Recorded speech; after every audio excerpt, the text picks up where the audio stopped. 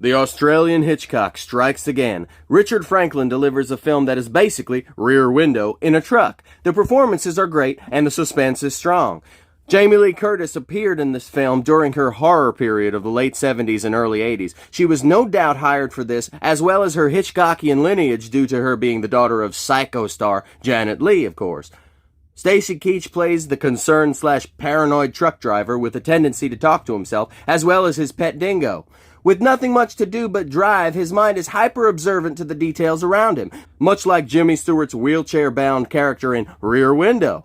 Having a lot of time on your hands seems to be the best way to catch a killer. I guess that Road Games could be more accurately described as a combination of Rear Window meets Joyride with Paul Walker and Steve Zahn. But since Joyride hadn't come out yet in 1981, it's more likely that the filmmakers behind that film drew their inspiration from Road Games, as well as Steven Spielberg's Duel.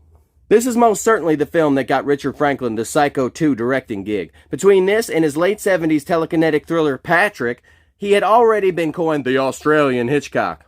There was certainly no better pick at the time to tackle the sequel to one of Alfred Hitchcock's most notorious titles. The man has an undeniable understanding of the genre that only few directors have been able to master over the years, Franklin and Brian De Palma also being on that list.